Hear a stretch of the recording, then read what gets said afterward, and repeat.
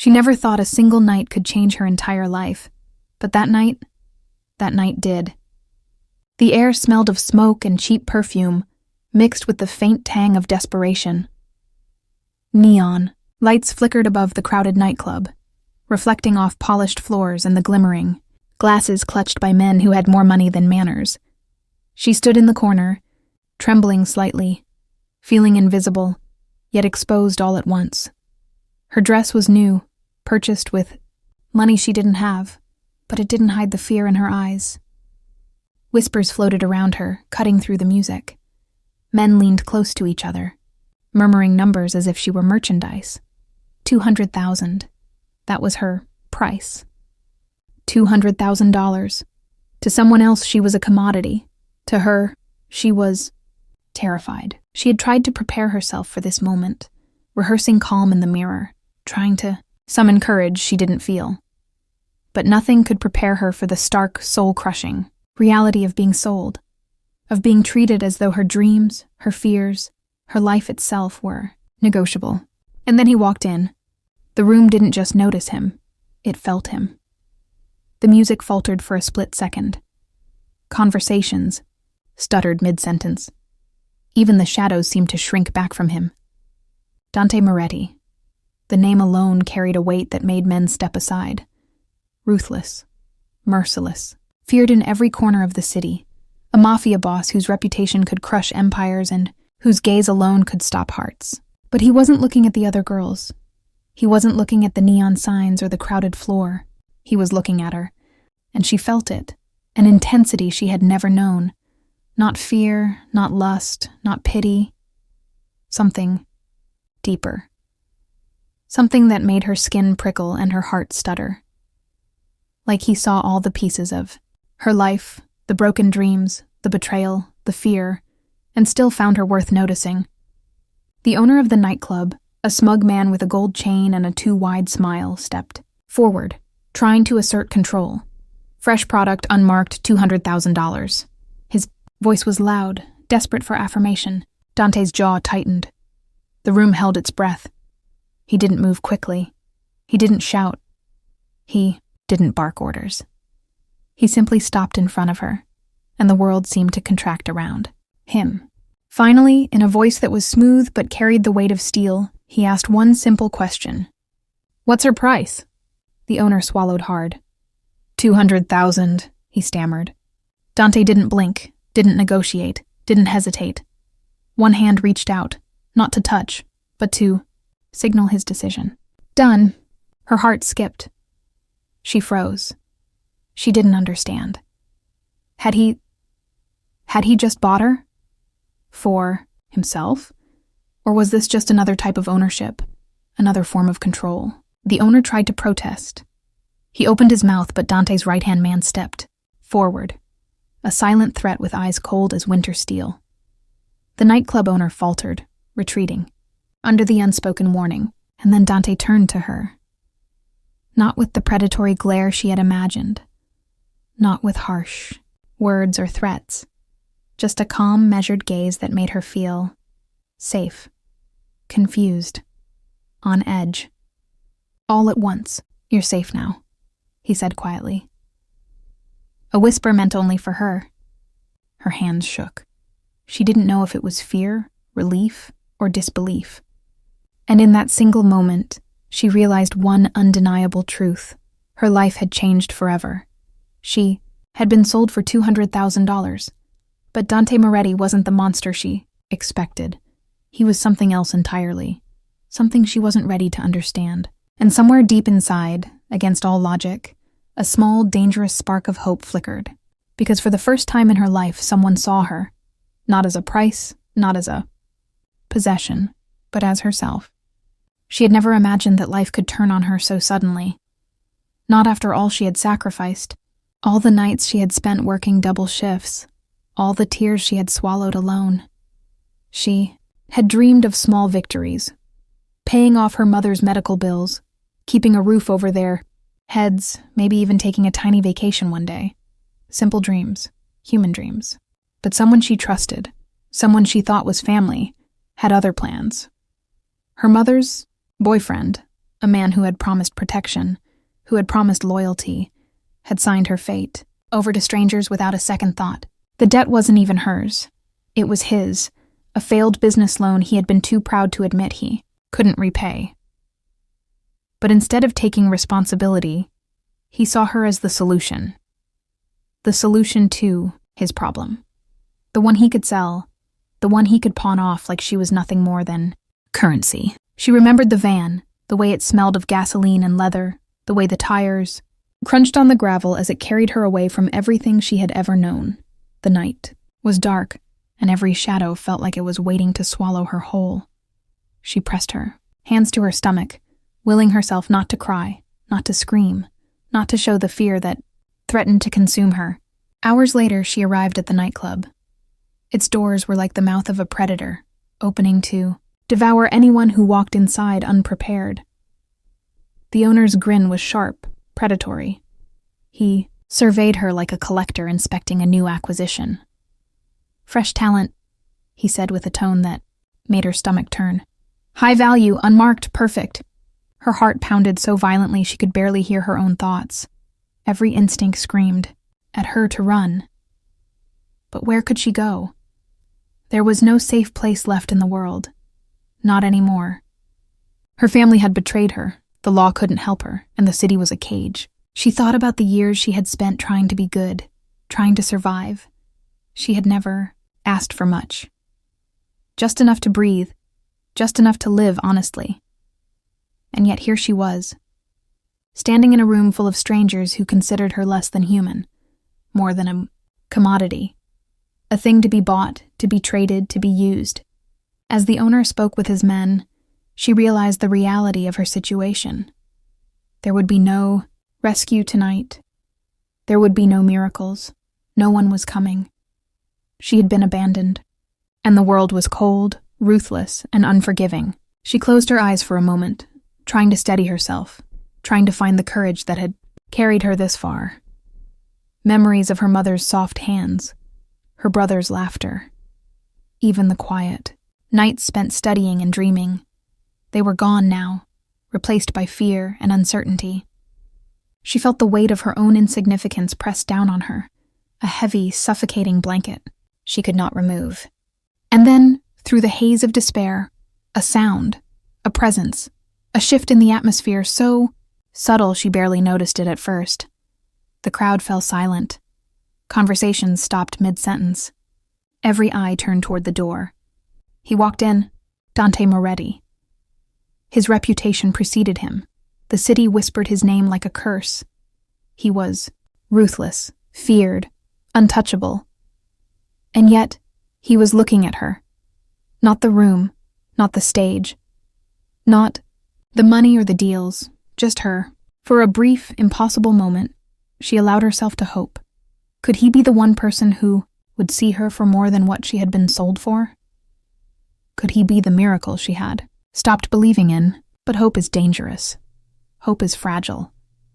And as the nightclub owner nervously glanced at Dante, she realized the world had not yet decided if she would be saved or destroyed. Her story wasn't over yet, not by a long shot. The nightclub was a living thing, and she was trapped inside its teeth. The music pounded like a heartbeat, but it wasn't her heartbeat. Hers was faster, frantic, like a bird caught in a cage.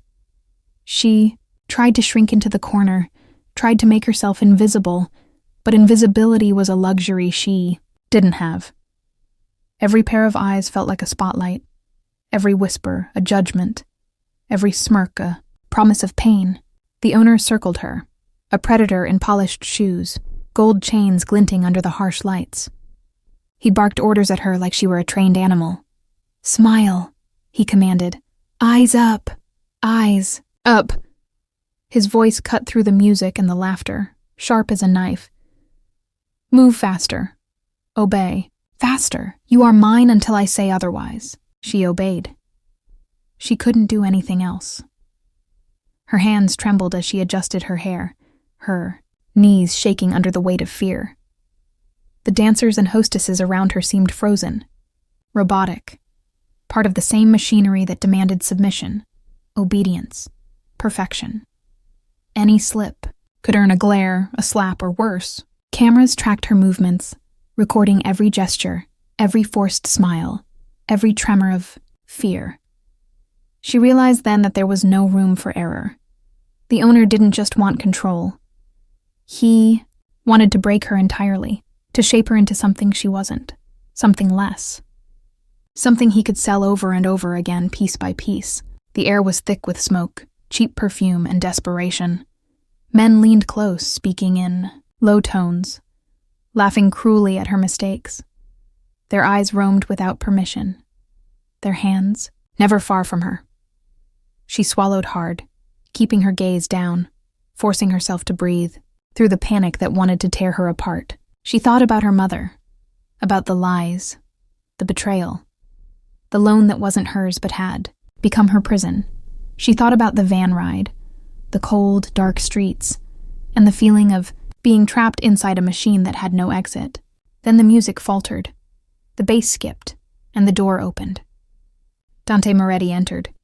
The effect was instantaneous. Conversation stopped mid-word. Glasses paused in midair. The owner froze, and for a moment, the nightclub seemed to hold its breath. The very air seemed to change, thickening, pressing against the walls. Dante didn't yell. He didn't storm in like a storm. He walked with the calm certainty of a man who owned not just the room, but everyone in it. She felt her chest tighten. His gaze wasn't like the others, not hungry, not cruel. It was piercing. He wasn't looking at her as a commodity. He was looking at her as a person, a human being. And in that moment, something deep inside her stirred, a fragile flicker of hope that had no business existing in this hellish place. The owner tried to speak, tried to assert control, but Dante's eyes locked on him, and the room fell silent again. Even the shadows seemed to shrink away. Dante's presence was not just commanding, it was consuming. She wanted to believe he had come for her. She wanted to believe he could undo all of this, even if just for a moment. But trust had been a dangerous luxury in her life, and she had none left. She could only watch, frozen as he approached. And then she realized this wasn't the end. It couldn't be. Because for the first time since being sold, someone had stepped into her world and changed the rules. Someone had reminded her that she wasn't invisible, that she wasn't broken beyond repair, that maybe, just maybe, she didn't have to be afraid forever. The nightclub still pulsed around them. Men still whispered, cameras still recorded. But she felt a small, dangerous, unstoppable truth settle inside her. The worst part of her life wasn't over. It was about to get complicated, and someone terrifyingly powerful, was now on her side. The nightclub was alive with chaos, but the moment Dante Moretti stepped inside, the chaos froze. It wasn't the music, the flashing lights, or the crowded floor that drew attention. It was him. He didn't announce himself. He didn't storm in with threats or violence. He simply walked, and the world seemed to rearrange itself around him. Men who had been laughing and leering froze mid-step, their smirks vanishing. Women turned to watch, some whispering his name like a prayer, others like a curse. Even the air seemed heavier, as if every molecule had shifted to make room for him. The owner of the nightclub, the man who had considered himself untouchable, stumbled backward, the grin that had been so cocky moments before disappearing entirely, and then his eyes found her. She tried to look away, to shrink into the corner as she always did, but it was impossible. His gaze pinned her in place. Not hunger, not cruelty, not ownership. Something else entirely, something she couldn't name but that made her stomach twist and her pulse spike. He saw everything she had tried to hide, the fear, the exhaustion, the hopelessness. And yet, somehow it wasn't judgment he offered. It was recognition. The owner coughed nervously. "Ah, Dante Moretti. Didn't expect you here." His voice wavered, betraying fear. He wasn't used to anyone having that kind of power over him. Not in his own club, not over a deal. not over his property. Dante didn't answer. He didn't need to. His presence said more than words ever could. Every eye in the room followed him as he moved closer. Step by deliberate step, he approached the corner where she stood, and she felt like the world had narrowed down to the space between them. She wanted to panic, but there was a strange magnetic pull that held her in place. She didn't understand it, and she didn't trust it, but part of her wanted to look up at him to see what he was thinking, to understand why the most feared man in the city was here, in this hellish place, and why she mattered to him at all. Finally, he stopped just a few feet away. The owner fidgeted, unsure whether to retreat, to beg, or to fight. Dante's gaze didn't move from her. And then, in a voice low and steady that carried over the music and the whispers, he asked the question that changed everything. "What's her price?" The nightclub went still. Even the music seemed to pause in reverence. $200,000. That was what the owner spat out, trying to sound confident, trying to convince himself that he still had control. Dante didn't flinch. He didn't negotiate. He didn't blink. One hand reached into his coat pocket, and the room seemed to exhale collectively. "Done," he said. And with that single word, he bought her freedom, or at least what freedom looked like in this world. Her heart hammered so loudly she was sure he could hear it. But he didn't turn to her immediately. No. He let the moment hang, letting the owner realize he was powerless, letting everyone else feel the weight of his authority, letting her breathe in the shock of someone, stepping into her nightmare and reshaping it entirely. When his gaze finally met hers, it was different. Softer, steady, intense. Not ownership, not lust, not cruelty. Something she had never experienced before. Something that made her believe, even for a fraction of a second, that maybe, just maybe, there was a way out of this. "Nightmare, come with me," he said quietly, and there was no command in his voice, only certainty. She hesitated. Fear pressed against her chest like a vice. She wanted to run. She wanted to fight. She wanted to disappear. But the pull, the impossible, terrifying, exhilarating pull of Dante, Moretti kept her rooted to the spot. That night, the first thread of hope entered her life. And though she didn't know it yet, it was the thread that would slowly unravel everything she thought she knew about fear, power, and even love. Because the most feared man in the city had chosen her, and nothing would ever be the same. The room was electric with tension, every eye fixed on the unfolding scene. She stood frozen, caught between fear and disbelief, as Dante Moretti's calm, commanding presence swallowed the nightclub whole. The owner, who had moments ago held power over her, now looked small, trembling under Dante's gaze. $200,000. That was the price he had asked, and the owner spat it out as if saying the number aloud would somehow maintain control. His hands shook slightly as he counted the stacks of bills, trying to convince himself that he still had authority, that the transaction was still his to manipulate. Dante didn't flinch, didn't haggle, didn't even blink. He reached into his coat, and with one fluid motion, slid the money onto the table. The sound of bills hitting the wood was deafening in the tense silence. Every whisper died, every laugh stopped, every movement froze. "Done," Dante said, his voice low, final, carrying a weight that left no room for argument. The owner's protest caught in his throat. He opened his mouth to object, to claim she was still his, but Dante's right-hand man moved. A silent shadow, cold as steel. A gun appeared in the shadows, aimed precisely, and the owner's bravado crumbled like a house of cards. Her heart raced as the realization hit her. She wasn't being sold to another monster, not exactly. She was being taken by someone far more terrifying. Someone who commanded entire cities, who made men tremble, who had stepped into her life and rewritten every rule she had ever known. But fear is a complicated thing. And in that fear, there was a strange, fleeting flicker of hope. Could it be that this man, this ruthless, dangerous man, wasn't here to harm her? Could he, actually be saving her? Dante's eyes never left hers. They weren't hard. They weren't cruel. They were sharp, calculating, and somehow protective. It was a gaze that stripped away her defenses, revealing everything she had tried to hide. The terror, the shame, the exhaustion, the desperate yearning to be seen as more than a price tag. The owner, finally understanding he had lost, slumped back, defeated.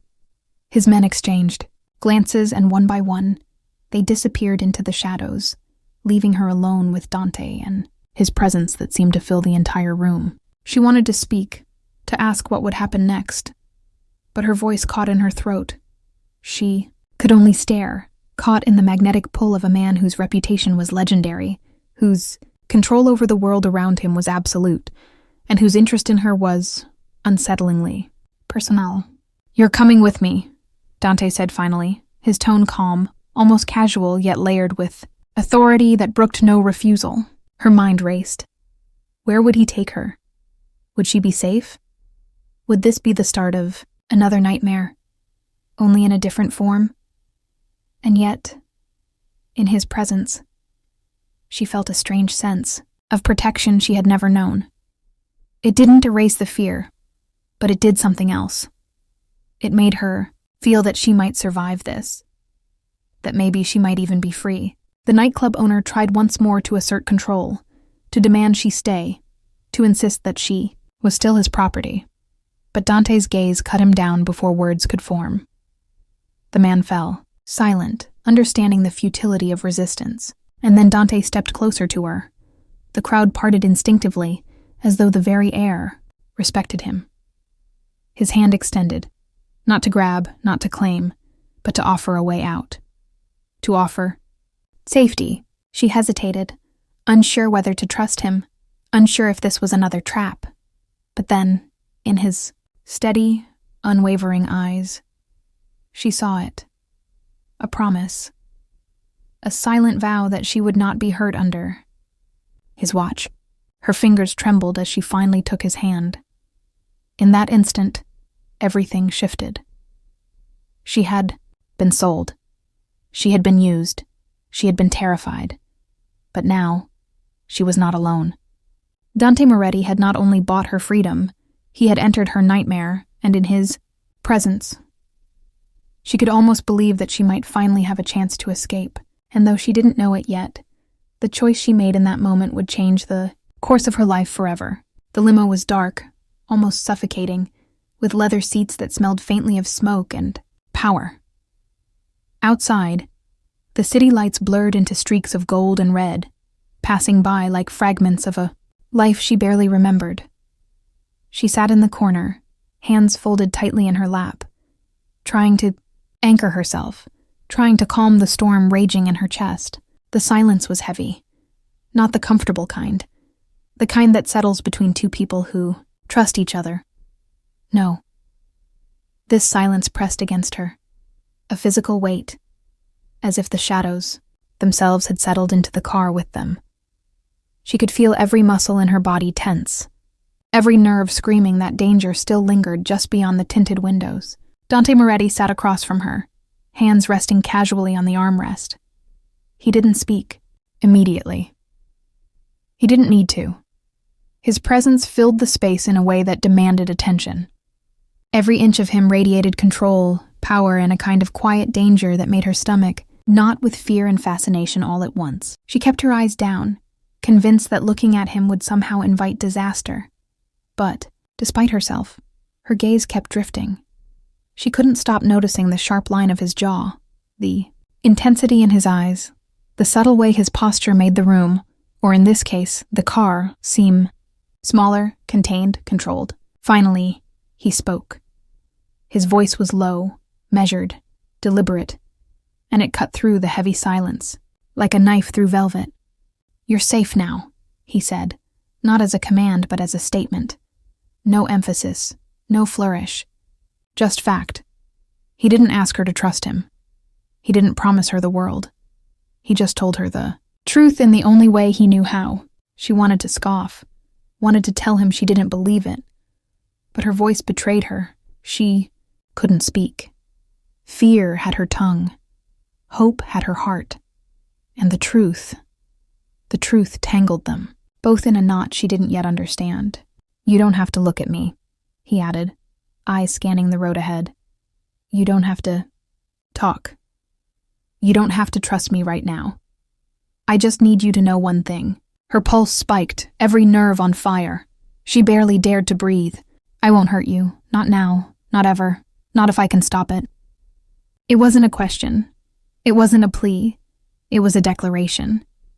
And even though she wanted to disbelieve it, even though her life had taught her that no man could be trusted, something in the way he said it, the certainty, the quiet intensity, made her consider that maybe, just maybe, he meant it. For the first time since the nightclub, the tight coil of panic in her chest loosened just slightly. Not enough to call it safety, not enough to call it relief, but enough to let a flicker of curiosity slip in. She watched him, studying the slight tension in his jaw, the way his hand stayed relaxed but ready, the faint lines around his eyes that hinted at battles fought and won. He wasn't the monster she had feared. At least, not for her. The car moved through the city, every street passing like a blur of neon and shadows. Outside, the world was chaotic and indifferent, but inside, it was quiet, controlled. And in that controlled quiet, she could feel something shifting inside her. A fragile, tentative sense that maybe survival wasn't just about hiding anymore. "You're safe," he repeated, softer this time. Not louder, just closer, more intimate. And in that repetition, there was something else. Protection. Consideration. A promise that extended beyond the night, beyond the city, beyond everything she thought she knew about fear and control. Her hands were still clenched, but the tremor had lessened. She allowed herself one deep breath, shaky but deliberate. For the first time in what felt like forever, she realized she wasn't completely alone. And in the quiet darkness of that limo, as the city lights streaked past, she understood. Something dangerous, something thrilling, something terrifying. Dante Moretti had entered her life, and there was no turning back. Her nightmare hadn't ended, but for the first time, it had changed direction. The mansion loomed ahead like a fortress carved from obsidian, stark against the night sky. Its walls were tall and imposing, lights strategically placed to ward off intruders, or so it seemed. She swallowed hard as the limo came to a smooth stop in front of the main gates, the sound of the engine fading into an eerie silence. Every instinct in her screamed caution, yet something deeper, unnameable, urged her forward. Dante stepped out first, his movements calm, deliberate, commanding. The shadows seemed to bend around him, giving him space, acknowledging his control. She hesitated a step, then another, until she finally followed, her heels clicking softly on the polished stone path that led to the enormous doors. Inside, the mansion was nothing like she expected. It wasn't ostentatious or flashy. There were no gold-plated walls or gaudy chandeliers. Instead, it was clean, minimalist, precise. Every line, every piece of furniture, every shadowed hallway was intentional. It was a space built for power. Yes, but also for control, and unexpectedly for protection. Staff moved silently in the background, nodding to Dante with quiet respect. They didn't glance at her with the cold, hungry curiosity of the nightclub. They treated her like a guest, like someone who belonged here, or at least someone who was safe. That simple respect was almost overwhelming after the weeks of fear and degradation she had endured. "You have a room," Dante said, his voice low, measured, "with a lock. Your things will be here. You're free to leave at any time. No one will follow. No one will interfere." She wanted to laugh at the absurdity of that promise. Freedom had been a concept she'd almost forgotten. But the way he said it, calm, unwavering, serious, made her consider that maybe, just maybe, he meant it. The room he had prepared for her was luxurious but restrained. A large bed with soft linens, window that overlooked the city, and a desk where she could write, think, exist. She moved, slowly through it, absorbing the reality. For the first time in weeks, she could breathe without fear of someone taking her by force. Dante watched her from the doorway, arms crossed. His eyes were unreadable, dangerous. Yes, but not threatening to her. There was a caution in them, a consideration. He wasn't invading her space. He was respecting it, even as he loomed, larger than life, in the room. "You can stay as long as you like," he said, almost conversationally. "Eat, sleep, think, recover. This is your space. I just hope you don't want to leave." Her lips parted in surprise. It wasn't a demand. Not exactly. It was a hope. And the strangeness of that hope, coming from the most feared man in the city, made her heart stumble. For the first time since the nightclub, she realized she could exist in a world where she wasn't, being watched with predatory intent. Where she wasn't a commodity, a possession, or a target. Where she could simply be. And yet, there was still danger. The world outside these walls hadn't changed. Men who wanted her, who had bought and sold lives, were still out there. Threats still existed. Violence still lingered on the edges of every street, waiting to claim the weak. But inside this mansion she could rest, for now at least. Dante stepped closer, his presence filling the room without touching her. "You're safe," he repeated. A promise, a warning, a declaration. She nodded, unable to speak. She didn't trust herself to. Words would betray the storm of emotion swirling inside her, fear, relief, confusion, a tentative flicker of hope. That night, as the city lights shimmered beyond her window, she understood something crucial. Dante's world was one of danger, yes, but it was also one where she could exist without being prey. For the first time in months, she could imagine surviving, thriving even. And maybe, in time, she could even begin to understand the man who had stepped into her life and rewritten every rule she had ever known. The mansion was more than a home. It was a fortress. It was a haven. And, unknowingly, it was the place where her new life and the dangerous magnetic connection with Dante, Moretti, would begin to take root. The first night in Dante's mansion passed quietly, almost peacefully, though she barely slept. Every sound, the soft hum of the city outside, the faint creak of the mansion settling, even the distant footsteps of the staff, kept her on edge. Fear had become a reflex, and trust was still. Foreign, almost dangerous to imagine. Yet something about the quiet control of this place, and the man who ruled it, made her wonder if survival could feel different. Morning came with soft light filtering through the large windows, brushing her face with warmth she hadn't felt in months. Breakfast arrived without fanfare. A tray with fresh fruit, warm bread, and steaming coffee sat neatly at the edge of the bed. She stared at it, stunned. At the nightclub, meals had been hurried, cold, or accompanied by degrading words. Here, everything was deliberate, thoughtful, simple, but extraordinary in its kindness. Dante appeared then, quiet and measured as always, carrying another tray. He placed it on the table beside her without a word, his gaze scanning her briefly, ensuring she was unharmed, comfortable. She didn't meet his eyes at first, unsure how to navigate the mix of fear and curiosity that fluttered inside her. "You don't have to eat it," he said casually, though his voice carried weight. "I'm not asking. Just, it's here." She hesitated, then took a small bite, marveling at the normalcy, at the calm. It was the first normal moment she had experienced in what felt like years. She wondered briefly if this was another trick, another way to manipulate her. But something in the way he watched, protective, not demanding, made her relax slightly. The days that followed were a delicate dance of boundaries and care. Dante didn't hover. He didn't insist. But he was always there when needed. A warm blanket when the night was cold. Fresh clothes laid out, immaculate and soft. His men silent, efficient, respectful, never intrusive, never threatening. For the first time, she began to breathe without calculating every movement, every glance, every word. She noticed small things too. The way he ensured she had privacy. How he never entered her room unannounced. How he gave her space even in his own mansion.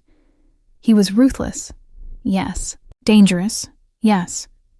But he was also careful, deliberate in a way that suggested he understood her pain without asking her to explain it. And that was the most dangerous part of all, because slowly, impossibly, she began to trust him. A little. Just enough to look at him when he wasn't looking directly at her. Just enough to see the small softness in his eyes when he thought she wouldn't notice. Just enough to imagine that maybe, one day, she could speak without fear, laugh without guilt, and exist without trembling. It terrified her. She had spent months, maybe years, building walls to survive. And here was Dante, stepping in quietly, carefully, eroding them with nothing more than gestures of safety and care. She hated that it worked. Hated that she wanted it to. Hated that she found herself hoping. He would notice when she had a small smile or a fleeting glance. One evening, he approached her quietly while she read in the lounge, the city lights casting long shadows across her face.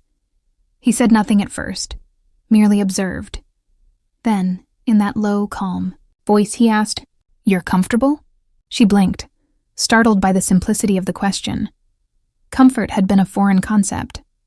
She had learned to survive, not to enjoy. And yet, at that moment, the question itself was a gift. Recognition. A small, dangerous acknowledgement of her humanity. I am, she replied cautiously, unsure if honesty would be rewarded or punished. He nodded once, satisfied, and retreated with the same quiet grace he had entered, leaving her, alone, but changed. A subtle warmth lingered where he had stood. It was in these small moments, these tiny gestures, that the impossible began to take root. She began to see him not just as a terrifying figure, but as a protector, a guardian, a man capable of tenderness, of care, of patience. And somewhere deep inside, a flicker of feeling she didn't understand, or didn't want to admit, began to grow.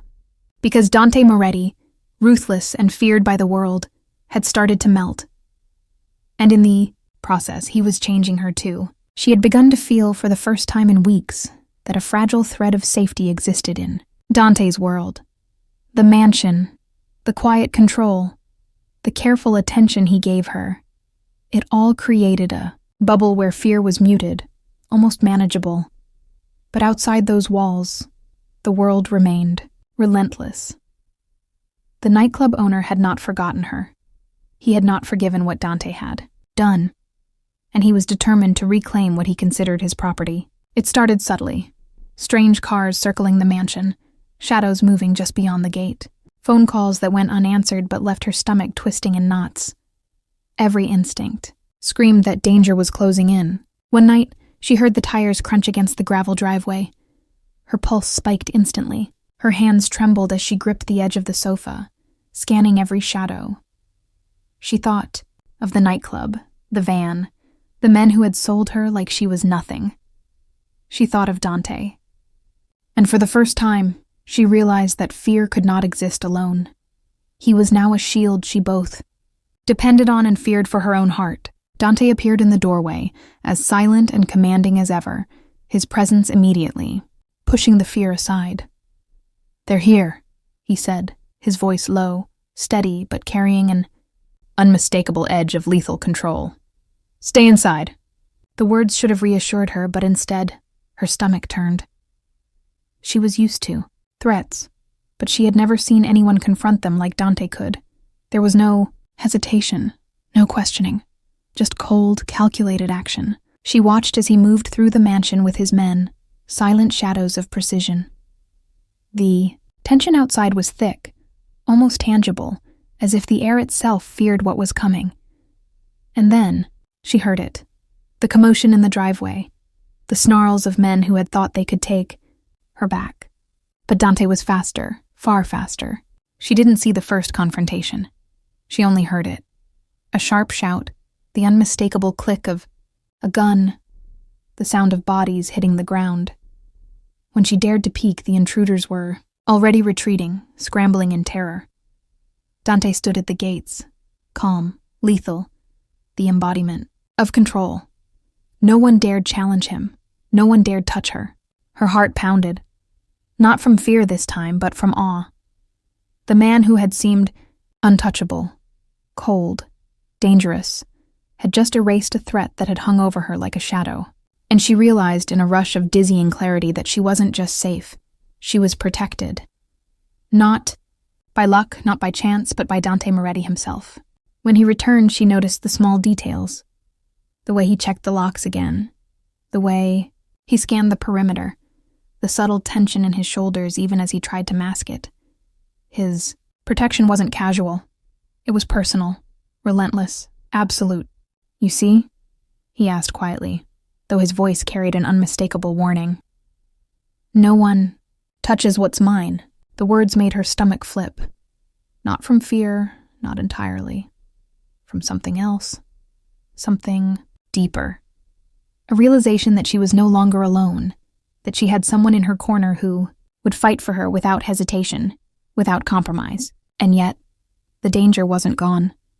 She could feel it lingering in the edges of her mind, a reminder that the world outside was still ruthless, that threats could return at any moment. But for the first time, she also understood that she had a man who would confront those threats head-on, man she could, however tentatively, begin to trust. As the night settled into quiet again, she stayed by the window, watching the city lights flicker like distant stars. Her heart was still racing, her mind still wary, but a fragile, dangerous hope began to bloom. A hope that maybe, just maybe, she wasn't just surviving anymore. She was living. And in the shadows of the mansion, Dante stood silently behind her, an unspoken promise, radiating from him. She could feel it. She wasn't just protected. She was claimed. And nothing or no one would take that away. The mansion was quiet now, the chaos of the night reduced to distant echoes. She sat by the window, staring out at the city lights, feeling the weight of everything she had endured pressing against her chest. Fear, exhaustion, and relief collided in a way she hadn't felt since she had been trapped in that nightclub. And then, without warning, Dante appeared beside her. He didn't speak immediately. He simply stood there, tall, imposing, yet calm. The subtle shift of his presence was enough to make her stomach tighten. She knew he wasn't here for threats, nor for power. He was here for her. And in that realization, her chest constricted with emotions. She barely understood.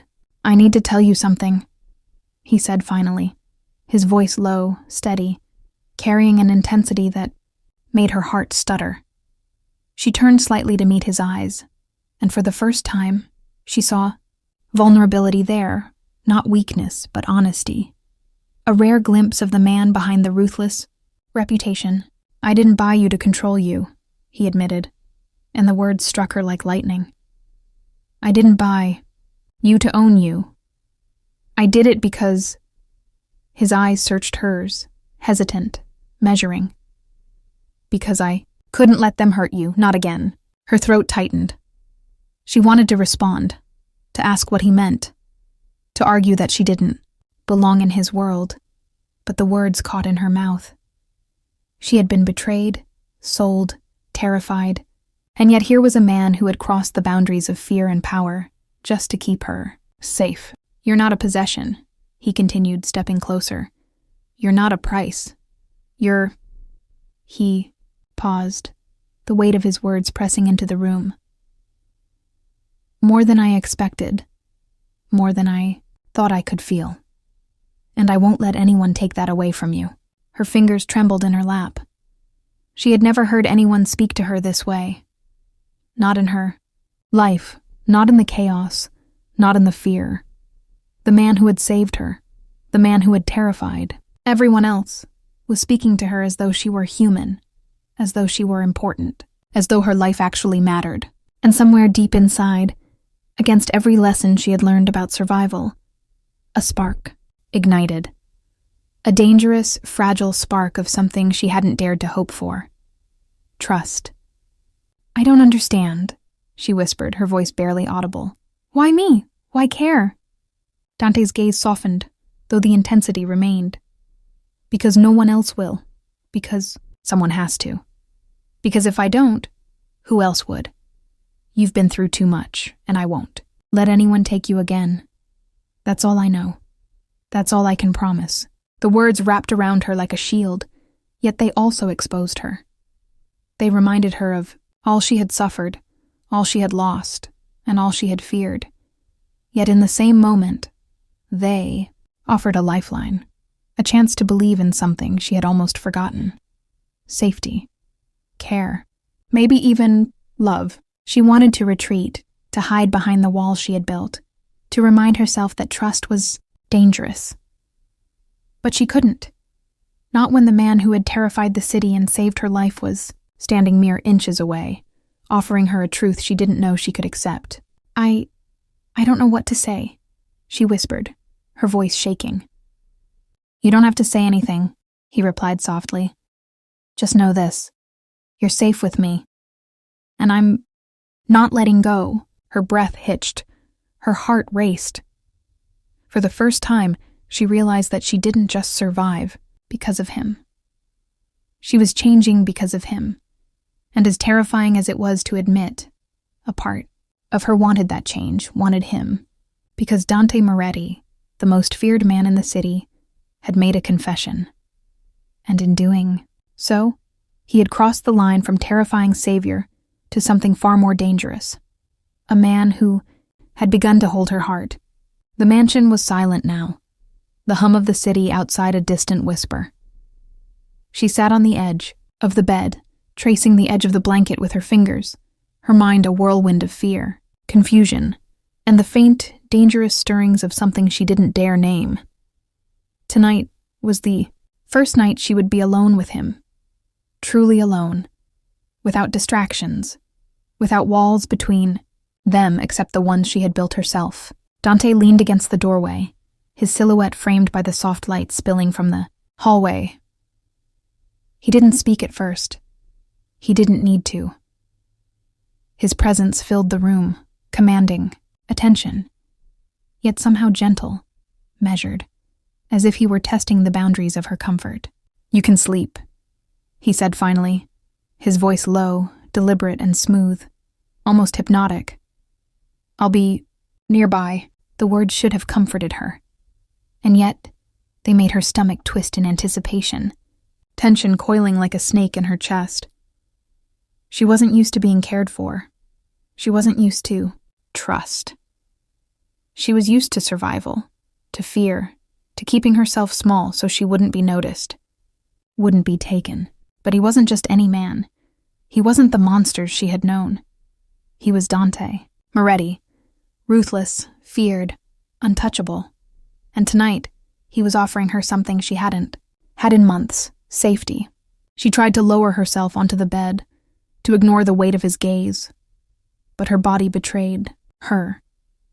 Her hands shook slightly, her breath caught, and she realized how exhausting it was to feel vulnerable after so long. To feel safe while also feeling the pull of something she hadn't dared hope for. Dante stepped closer, each movement controlled, precise, yet never overbearing. He didn't reach for her, didn't demand her attention. He merely observed, watching her like a predator, who had learned patience, who understood that power wasn't always about taking, but sometimes about protecting. You're tense, he said softly, almost a whisper. You don't have to be. I'm not going anywhere. She swallowed hard, unsure whether to speak. Her voice, when it came, was barely audible. I don't know if I can trust this. You don't have to, he replied calmly, crouching slightly to meet her eye level without breaking. The distance. You just have to know it's true. You're safe. That's all that matters right now. The simplicity of that statement struck her. Safe. After everything, she hadn't felt that word as more than a fantasy, and yet here it was, grounded in a man who could have been the most terrifying force in her life, choosing instead to guard her. She let herself breathe, small and shaky, letting the tension in her shoulders loosen just slightly. The mansion was still. The shadows were still. The city outside was indifferent. But here, in this room, she felt fragilely protected. He remained standing for a moment, silent, unwavering, radiating control and restraint. And then, without another word, he stepped back to the doorway, letting her reclaim her space while silently maintaining his watch over her. She lay down, heart racing, mind spinning. The bed felt soft, warm, safe, a stark contrast to the harsh world she had been dragged through. She closed her eyes, knowing that she wasn't entirely alone. She wasn't fully vulnerable. She had Dante, dangerous, unpredictable, and magnetic, guarding her. And somewhere deep inside, the tiniest spark of trust began to glow. Fragile, unsteady, yet undeniable. Because for the first time, she realized something terrifying and thrilling. Being alone with Dante didn't have to mean fear. It could mean something else. Something forbidden. Something fragile. Something that might just change everything. Tonight she wasn't just surviving. She was beginning to live. Morning came quietly, the sunlight slipping through the tall windows of the mansion, bathing the room in gold. She stirred slowly, muscles aching from nights of fear and tension, body still, unfamiliar with comfort, safety, and the luxury she now lived in. Dante was already awake, moving through the space with the quiet precision of a predator who commanded not just attention, but obedience without words. He didn't speak immediately. Instead, he watched her from a distance, assessing, measuring, gauging. There was no judgment in his gaze, only calculation, like a man who needed to know the boundaries of his world before he could step fully inside it. Finally, he approached, footsteps silent on the polished floors. "We have rules here," he said, calm and measured. "Not because I want to control you, but because the world outside doesn't forgive mistakes. You will follow them, not because I demand it, but because it keeps you safe." Her stomach twisted. Rules had always been a cage, always a weapon used to control her, to limit her, to remind her she had no agency. And yet, there was a difference in the way he said it. It wasn't meant to trap her. It was meant to protect her. "What kind of rules?" she asked, voice cautious. Dante's eyes softened slightly, though the intensity remained. "Curfew in the house. You don't leave without me knowing. No contact with people who might bring trouble. And," he paused, his gaze locking onto hers, "you live by the principle that nothing outside this mansion matters, unless it threatens your safety." Her lips parted in disbelief. She wanted to protest, to argue, to insist she was capable of navigating her own life. But the reality of the world outside these walls hit her like a tidal wave. The nightclub, the van, the threats, they hadn't disappeared. They waited, lurking, hungry, and Dante had seen it. "You're not used to trust," he continued softly, pacing slowly around her. "And I don't expect you to understand it immediately. But these rules, they are about survival, not control. Safety, that's all." She wanted to push back, wanted to assert herself, but she found herself nodding slowly. There was a strange comfort in the structure he offered, a clarity in a life that had been chaos, fear, and manipulation for far too long. He stepped closer, the space between them charged with energy neither of them spoke aloud. "You follow the rules. You survive. You exist. And maybe one day, you'll understand why I'm insisting. Until then, trust me." Her heart raced, a mix of fear, awe, and something dangerous stirring in her chest. She could see it now. Control didn't always mean cruelty. It could mean protection. It could mean vigilance. It could mean power, wielded not for domination, but for safety. "Do you understand?" he asked, voice low, steady, unwavering. "Yes," she whispered, though her mind screamed with questions she didn't dare voice. "Good," he said, a small hint of satisfaction threading his tone. Because once you understand, once you adapt, we'll begin to navigate the world outside this mansion together. And nothing will touch you. Nothing. She felt a shiver run down her spine, a mix of relief and a dangerous curiosity. Being under his protection wasn't just safety. It was thrilling, terrifying, and intoxicating all at once. And as he turned to leave the room, letting her recover in the fragile comfort of his rules, she realized the truth she hadn't dared admit. Dante Moretti wasn't just her protector. He was becoming her anchor, the one constant in a world that had been nothing but chaos. Her life had rules now. Yes. But they came with safety. And with him. And in that, she could, almost dangerously, begin to breathe. The days that followed were quiet, almost deceptively so. The mansion hummed with life behind closed doors, yet outside the walls, danger still lurked. She had begun to settle into a fragile rhythm, following Dante's rules, moving carefully through his world, and learning to exist in a space where fear no longer dictated every heartbeat. Dante watched her closely, but differently now. Not with ownership, not with command, but with patience. Every gesture, every small interaction was measured, deliberate, as if he were learning how to navigate her boundaries while testing his own restraint. One evening, she found herself in the library, trying to distract herself with a book. The soft glow of the lamps highlighted the polished wood and shadows of the room. Dante appeared quietly, leaning against the doorway without a sound, and for a moment, all the tension in the world seemed to vanish. "You read a lot," he said casually, though his gaze lingered, intense and unreadable. She swallowed, trying not to flinch under his attention. "It helps me think," she admitted softly. "Focus on something else."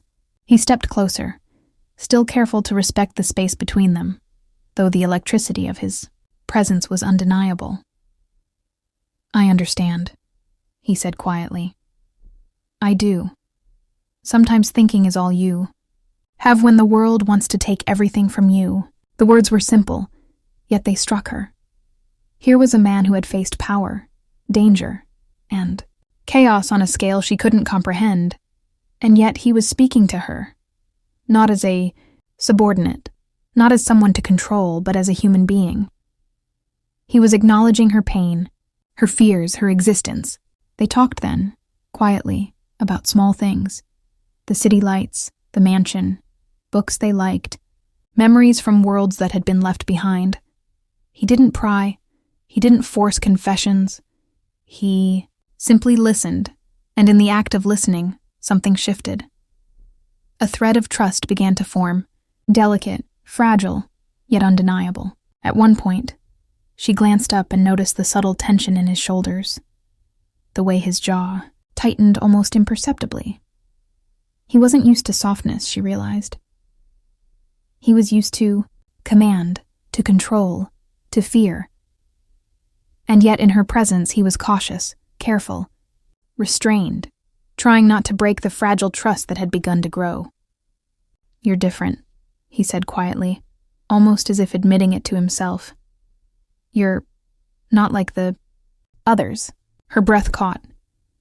She wasn't sure if it was fear or hope, or something dangerously close to desire. She wanted to argue, to tell him that she was fragile, that she wasn't strong, that he had no idea what he was stepping into. But the words didn't come. Instead, she felt a warmth of recognition, a connection that was both thrilling and terrifying. He lingered there for a moment longer, watching her with intensity that made her pulse quicken. Then, without a word, he stepped back, giving her space, leaving her to process the conversation, the tension, the subtle pull between them. Later that night, she lay in her room, heart racing, mind swirling. She replayed every glance, every word, every subtle gesture. Something had shifted. Something delicate, but impossible to ignore. She had begun to feel for him, and the realization both exhilarated and terrified her. Because Dante Moretti, the man who had saved her, who had protected her with a ferocity she had never known, had also begun to touch her heart in ways she wasn't prepared for. The first real bond between them had formed, not out of possession, not out of fear, but out of connection.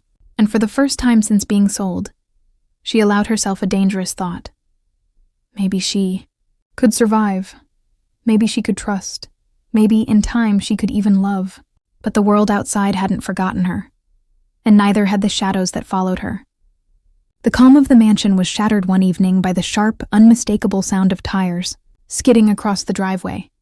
Her heart leapt into her throat, every instinct screaming that the danger she had tried to bury was back. The shadows that had lurked at the edges of her life were no longer distant. They were here, at her doorstep, and they were relentless. Dante appeared instantly, as if he had been waiting for this moment, his presence consuming the room. He didn't panic. He didn't hesitate. He simply moved, precise, controlled, and lethal. She could feel the shift in the air the moment he stepped forward. Men who had once struck fear into the hearts of the city now seemed like children in comparison.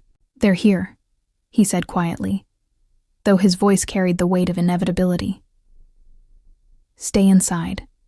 "Don't move!" Her hands trembled as she obeyed, pressing herself against the wall, unable to look away. Fear surged through her, but it was different this time. It wasn't just fear for herself. It was fear for the man who had become her anchor, her shield, her unexpected savior. The sounds outside escalated. Shouts, the metallic clatter of weapons, the screech of tires. And then the first gunshot cracked through the night, sharp and final. She flinched violently, heart pounding, as the echo reverberated through the mansion walls. Dante's eyes hardened. The calm control she had begun to admire twisted into something darker, more dangerous. This was the man the city feared, the man who could take lives and command silence with a glance. And tonight, she realized, he would use that power to protect her without hesitation, without mercy. She caught sight of him moving through the hallways with his men, every step deliberate, every gesture calculated. They weren't just responding, they were obliterating the threat with surgical precision. Men who had come to reclaim her found themselves outmatched, outmaneuvered, and utterly powerless against the force that was Dante Moretti. And yet, as she watched, fear mixed with awe. The man who had saved her was also terrifying, in his dominance, his control, his ability to command life and death without flinching. She realized that the safety she felt within these walls came at the cost of stepping into a world far darker than she had ever known. Hours passed like minutes, the sounds outside slowly fading until only the quiet of the mansion remained. When Dante finally returned, his expression was calm, though his eyes carried the intensity of the night's violence. He checked the locks, the perimeter, every shadow, ensuring she was unharmed. "You're safe," he said quietly. Yet there was an edge to his words that spoke of lingering danger. "They won't touch you again, not while I'm here." Her breath hitched. She wanted to run to him, to touch him, to thank him. But the tremor in her hands reminded her of her fear, her vulnerability, her human fragility. Instead, she merely nodded, unable to speak, overwhelmed by the magnitude of what had just happened, and by the realization that her life was now inextricably tied to this man. Dante's gaze lingered on her, softer now, tempered by the remnants of the night's intensity.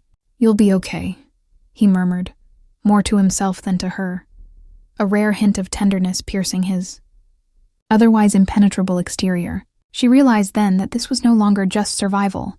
This was the beginning of something deeper. The threats outside, the violence, the chaos, they hadn't gone away. But neither had Dante, the man who had entered her nightmare and refused to let go. And in that dangerous, electrifying moment, she understood a truth she couldn't escape. She didn't just need him to protect her. She had already begun to depend on him, to trust him, and, terrifyingly, to want him. The mansion was quiet again, but the world outside had made one thing clear. Danger would always find her. And Dante Moretti would always be the only one capable of keeping it, and himself at bay. The mansion was silent, but the air vibrated with tension, a calm after the storm, yet charged, with the electricity of what had come and what was yet to come. She stood by the window, staring out at the city lights, heart still racing from the threats that had stalked her life. She had survived, yes. She had learned to trust, yes. But tonight, something deeper would unfold. Something that could not be measured in fear or safety alone. Dante entered without announcement, as he always did. Yet tonight there was a difference. His presence was heavier, magnetic, commanding, but it carried an intimacy she had never felt before. He didn't speak immediately. He simply watched her, the shadows of the room, highlighting the sharp planes of his face, the intensity in his eyes, the controlled energy that both terrified and drew her in. "You've changed," he said finally, his voice low, deliberate, almost a whisper meant only for her. "Not just surviving, but trusting, feeling. You're not hiding anymore." Her breath hitched. She wanted to deny it. She wanted to retreat behind the walls she had built, but the truth was undeniable.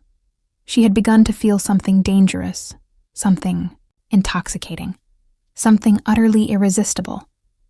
She had begun to feel for him. I don't know if she started, but he cut her off with a soft shake of his head, stepping closer, narrowing the distance between them. "Don't speak yet," he said, his hand brushing a strand of hair from her face, his touch deliberate, careful, reverent. "I need you to feel, not think. Just feel. And know that you're safe. With me." Always, her heart raced, every nerve alive with anticipation and fear. The line between safety and desire blurred. His closeness, the warmth radiating from him, the strength underlying every careful gesture, it was intoxicating. She wanted to step back, wanted to resist, but the pull was undeniable. He leaned closer, his voice a dangerous murmur. "You don't have to hide anymore. Not from me, not from yourself. I see you, all of you. And I want all of you." Her pulse thundered. She had been sold, terrified, used. She had lived through nightmares she never imagined. And yet here was a man, feared by the city, ruthless, untouchable, standing before her, offering more than protection, offering connection, offering passion, offering the impossible, choice, love, and belonging. For a heartbeat, time froze. The mansion faded, the city lights beyond the window blurred, and all that existed was the magnetic pull between them, the danger, the desire, the unspoken promise. And then he closed the distance fully, hands gentle but firm, pulling her into an embrace that was both protective and intimate. She trembled in his arms, caught between fear and relief, between disbelief and longing. The world outside, the nightclub, the threats, the chaos, ceased to exist. Only this moment, only this bond mattered. "You're mine," he whispered, not as a command, not as possession, but as a vow. "Mine to protect, mine to cherish, mine to hold, and I will never let anyone take you from me again." Tears pricked her eyes, a mix of relief, fear, and overwhelming emotion. She clung to him, allowing herself to surrender, to trust, to feel. Every part of her had been through hell, and yet, here in his arms, she discovered the impossible truth. Survival was no longer enough. She wanted more. She wanted him. They stayed like that, wrapped in each other's presence, a fragile yet unbreakable bond forming, in the quiet of the mansion. The world could wait. The threats could wait. Danger could come. But for this moment they had each other. And in that embrace, the story of her nightmare and his obsession reached its ultimate conclusion. Not with fear, not with loss, but with the undeniable, intoxicating power of trust, protection, and love. Dante Moretti had saved her, spoiled her, claimed her, and in doing so, he had transformed her. World forever. She was no longer sold. She was no longer terrified. She was his, and he would never let go. And so, her nightmare ended. Not with fear, but with a love forged in fire, trust, and unbreakable devotion. Dante Moretti saved her, protected her, and changed her life forever. If you've been captivated by this story, if you felt every heartbeat, every danger, and every stolen moment of trust, don't let the story end here. Subscribe now, and join us for more tales of suspense, passion, and the untold journeys that will grip your heart and keep you on the edge of your seat. Because every story deserves to be heard, and every heart deserves to feel